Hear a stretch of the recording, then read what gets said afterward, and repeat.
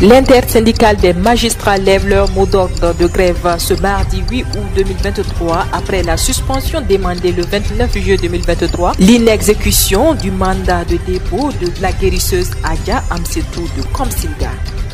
Sécurité routière au Burkina Faso, bientôt le port du casque, une obligation pour les motocyclettes. Le ministre en charge des Transports l'a annoncé hier lundi 7 août 2023 au lancement de la 7e édition de la Semaine de la sécurité routière qui se déroule à Bobo-Dioulasso. Mesdames et messieurs, voilà ce qui constitue la une de l'actualité de ce mardi 8 août 2023 sur la première web radio du Burkina. Chers auditeurs et auditrices, bonjour et bienvenue. L'intersyndicale des magistrats du Burkina, regroupant 3 syndicats, a appelé ses militants à reprendre les activités juridictionnelles le mardi 8 août 2023 après la suspension demandée le 29 juillet 2023 pour protester contre l'inexécution du mandat de dépôt de la guérisseuse Adja Amsetou de Komsilga. Par déclaration en date du 29 juillet 2023, l'intersyndicale des magistrats, suite à l'intrusion des militaires au tribunal de grandes instances Ouaga 2 pour interrompre le cours d'une procédure pendante devant le parquet de la dite juridiction, avait appelé à une suspension immédiate des activités juridictionnelles sur toute l'étendue du territoire national. Depuis lors, il a reçu le soutien de plusieurs structures syndicales et associatives, voire de l'ensemble des personnes physiques attachées à l'idée de justice et à l'état de droit. C'est le lieu pour lui de leur témoigner sa gratitude pour cette incommensurable solidarité manifestée.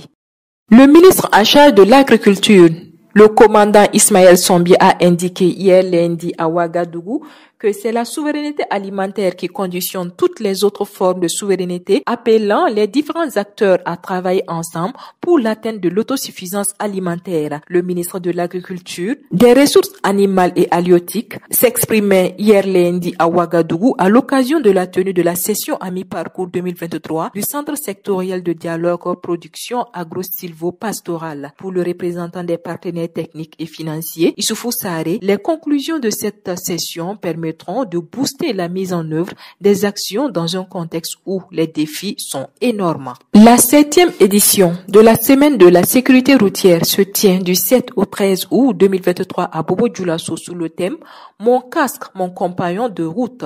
Le Premier ministre Apollinaire Joachim Kielem de Tambela, patron de l'édition, a lancé les activités hier lundi 7 août 2023. Le ministre des Transports, de la Mobilité urbaine et de la sécurité routière Roland Somda a indiqué que la semaine a pour but de déférer les efforts de l'administration centrale avec eux et toutes les parties prenantes dans l'exécution des actions de promotion et de la sécurité routière. En plus de la semaine de la sécurité routière, à en croire le ministre Somda, son département mène plusieurs activités afin de toucher les consciences de la population. L'insécurité routière coûte cher au pays des hommes intègres et pour faire face au fléau, les autorités ont pris une série de mesures selon Roland Somda. Au cours de ces mesures, l'institution de l'obligation du port du casque de protection pour les usagers des engins à 2 roues motorisés et l'intégration du casque dans les équipements lors de la vente d'une motocyclette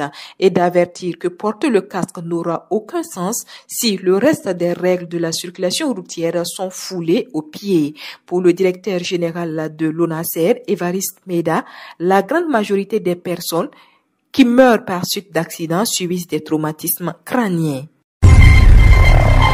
Toute autre chose à présent, l'association Tintois a procédé le vendredi 4 août 2023 à Kaya au lancement officiel du projet d'intégration des enfants non encore enregistrés dans les registres d'état civil pro état civil. Le lancement officiel du projet d'intégration des enfants s'est déroulé le vendredi 4 août 2023 à Kaya au cours d'un atelier placé sous la présidence du haut commissaire de la province de Samatenga. Le lancement a réuni les acteurs de l'état civil, de la commune de Kaya, les directeurs provinciaux en charge de l'éducation et de l'action humanitaire, des représentants du tribunal de grandes instances de Kaya, des autorités religieuses ainsi que les représentants des personnes déplacées internes et d'organisations de la société civile. Le haut commissaire de la province du Samatenga, dans son discours d'ouverture, livré par le secrétaire général de la province Noufo Dambélé, a salué l'initiative de ce projet qui vient accompagner l'État dans son rôle régalien d'assurer les services de l'État civil. Pour lui, ce projet pro-État civil contribuera à garantir une identité juridique à tous, notamment grâce à l'enregistrement des naissances d'ici à 2030, conformément aux objectifs de développement durable. Dernier élément de ce journal, la direction régionale de l'environnement du Centre-Sud a organisé le mardi 1er août 2023 à Pau, dans la province du Naouri, un atelier de formation au profit des forces de sécurité intérieure de la région sur la protection de la faune dans un contexte d'insécurité. Pendant plus de 4 heures, les participants venus des 3 provinces de la région ont échangé sur l'état des lieux des ressources naturelles dans la région, les textes réglementaires sur la gestion de la faune, le rôle et la responsabilité des forces de sécurité intérieure dans la protection de la faune lors de l'exercice de leurs fonctions. Pour le secrétaire général de la province du Naouri, Sanfienale Joseph Sirima, qui a présidé les travaux, la gestion durable des ressources naturelles est un devoir pour tous dans ce contexte sécuritaire. C'est pourquoi il a invité les forces intérieures à mettre en place des stratégies intégrée et résiliente, allant de la sensibilisation et de l'éducation des populations locales à l'application rigoureuse des lois et réglementations en vigueur, en passant par la collaboration avec les forces de sécurité pour lutter efficacement contre les réseaux criminels transfrontaliers en matière faunique. Voilà, c'est ici que s'arrête l'actualité de ce mardi 8 août 2023 sur la première web radio du Burkina. Merci à vous qui nous avez suivis. L'actualité continue sur www.radio24.net et sur www.burkina24.com. Au revoir et à demain pour d'autres sessions d'information.